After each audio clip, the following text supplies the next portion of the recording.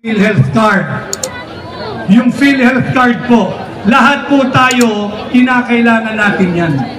Subalit ang kasalukuyang administrasyon, imbis na palawigin ang serbisyo at coverage ng PhilHealth, binigyan po ng zero funding ngayong 2025. Ito ho yung mga usapin na dapat ninyong gamitin batayan at sukatan sa pagpili ng inyong mga leader ngayong May 12, 2025. Kinakailangan din po namin ang tulong ninyo.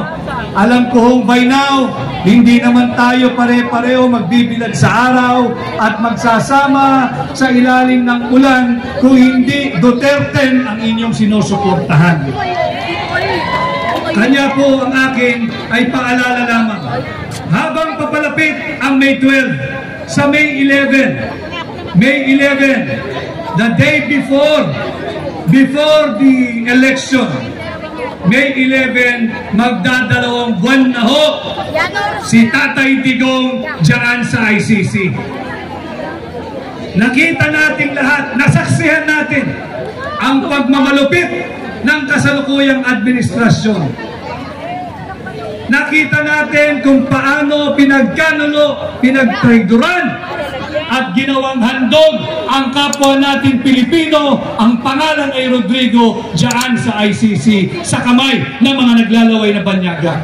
Yan po yung paalalahanin ninyo pagdating ng May 11. Lisenyaso na po ko, 5 minuto na lang daw ho.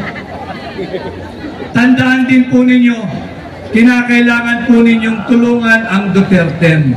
On May 12, please go out and vote straight Duterte.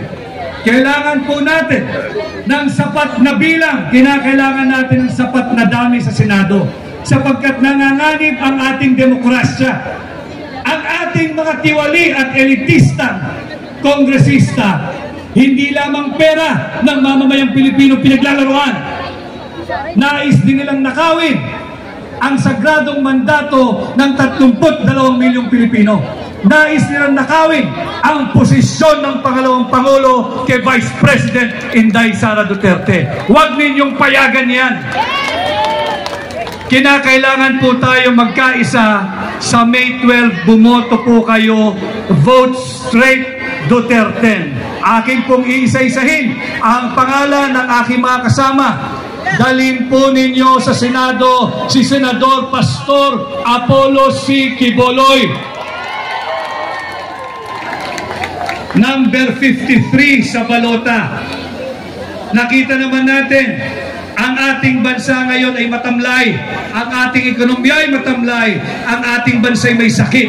Kinakailangan natin ng doktor sa Senado. Hindi lamang matalino, hindi lamang mahusay na doktor, magaling pang sumayaw. Dalhin natin sa Senado, Senador Marites Mata. Maya-maya ho ay makakapiling nyo sa totoong tao, aking naging kaibigan. Tulungan ninyo, gawin nating senador, Senador Philip Ipe Salvador. At alam ho ninyo, ang trabaho ng mambabatas ay magbalangka.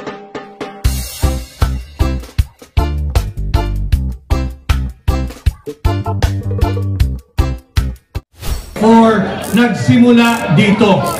Ako ho, I think until now, I still hold that distinction na ako ho ang pinakabatang naging barangay captain dito sa Quezon City. At the age of 19, ako ho ay barangay captain na. Naglilingkod ang aking hong kasama, hindi naman ho ako ganun katanda, pero ang aking kasama, yung mga antigo dito sa Barangay Pinyahan, si Kapitan Tata Leo Cabato. Yan po yung aking kasama, contemporary sa public service, hindi sa edad, ha? Hindi sa edad.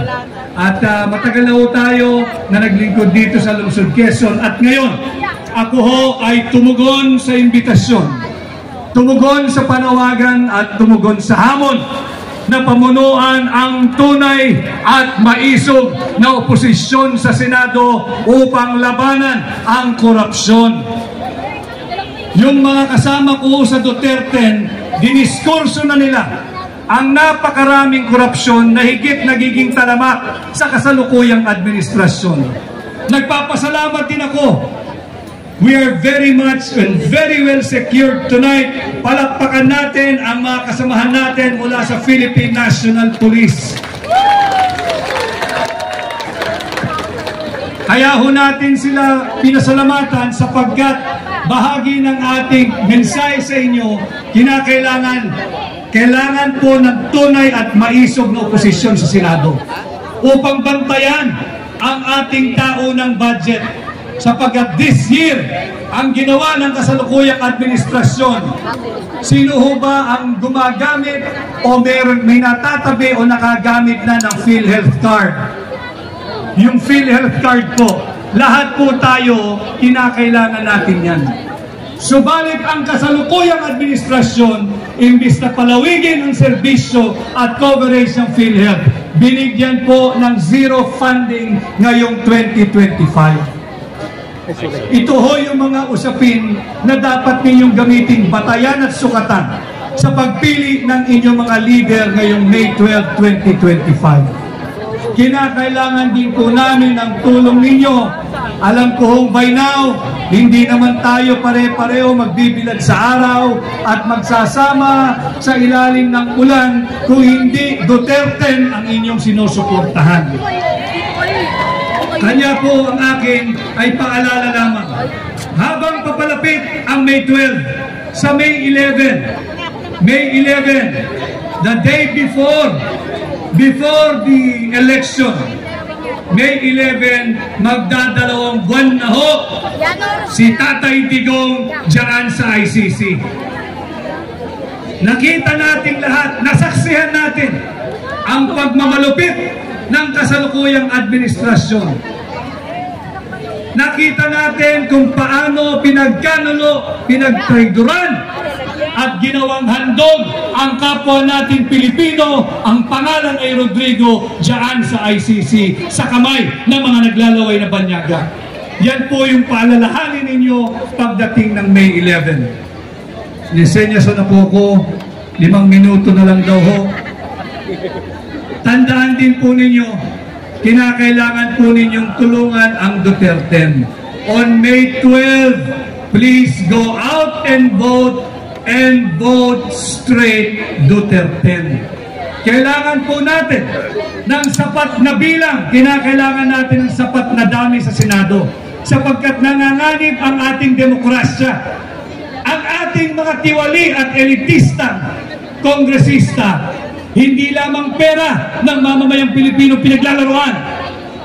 Nais din nilang nakawin ang sagradong mandato ng 32 milyong Pilipino. Nais nilang nakawin ang posisyon ng pangalawang Pangulo kay Vice President Inday Sara Duterte. Huwag ninyong payagan yan. Kinakailangan po tayo magkaisa sa May 12, bumoto po kayo, vote straight Duterte. Aking pong iisa-isahin ang pangalan ng aking mga kasama. Dalhin po ninyo sa Senado si Senador Pastor Apollo C. Quiboloy. Number 53 sa balota. Nakita naman natin, ang ating bansa ngayon ay matamlay, ang ating ekonomiya ay matamlay, ang ating bansa ay may sakit. Kinakailangan natin ng doktor sa Senado, hindi lamang matalino, hindi lamang mahusay na doktor, magaling pang sumayaw. Dalhin natin sa Senado, Senador Marites Mata. Maya-maya ho ay makakapiling nyo sa totoong tao, aking naging kaibigan. Tulungan ninyo, gawin nating senador, Senador Philip Ipe Salvador. At alam ho ninyo, ang trabaho ng mambabatas ay magbalangkas ng batas, hindi mamigay ng suhol, hindi mamigay ng akap, hindi mamigay ng AIX.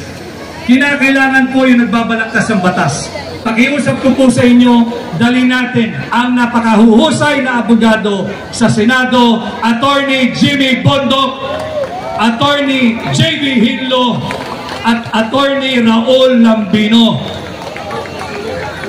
At siyempre, panahon na, tulungan natin, i-promote natin, veteranong mambabatas, magaling na abogado. Tama na siya sa Kongreso. Panahon na, iangat natin sa Senado.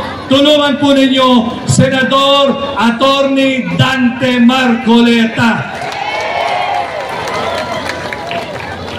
Ibabalik natin, maisog, matapang, lumaban sa iligal na droga, matapang na hinarap ang mga sindikato, naging pinuno ng pambansang pulisya. Ibabalik natin sa Senado, itaga nyo yan sa Bato, Senador Bato de la Rosa! And last but not the least, ito po'y nakakatiyak na tayo. Panalo na ito. Hindi lang ito basta panalo. Ito ay numero 1, number 1 sa Senado. Ang kinakailangan na lamang ho, bantayan natin ang boto nang hindi madaya. Ibabalik natin sa Senado ang tao na ang tanging bisyo ay magserbisyo. Babalik natin sa Senado, Senador Bongo! Ito ho ang Duterte. Sana po'y tulungan ninyo kaming lahat. Vote straight Duterte. Ako naman po ang inyong lingkod, Attorney Vic Rodriguez. Ang aking pong numero, napakadaling tandaan. Number 56. Number 56. 56. 56, hindi po siya utang. 5-6, hindi siya pautang. 5-6, hindi siya pabigat sa lipunan. Ito pong 5-6 na nakatayo sa harapan ninyo ngayon, tratuhin po nating lahat na ating kolektibong puhunan tungo sa higit na mabuting lipunan.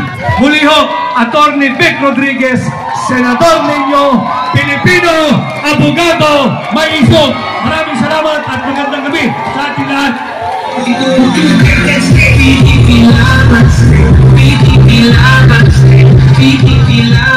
Attorney Vic Rodriguez, Pilipino, abogado, maiso!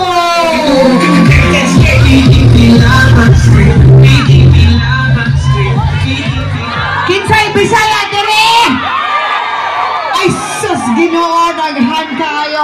Me also, I'm 50% Bisaya, 50% Ilongga, 100% Bigaon. Pero 100% naniniwala magbabago ang Pilipinas sa pamamagitan ng pamamalakad ng Duterte! Duterte! Duterte! Duterte! Ang susunod naman nating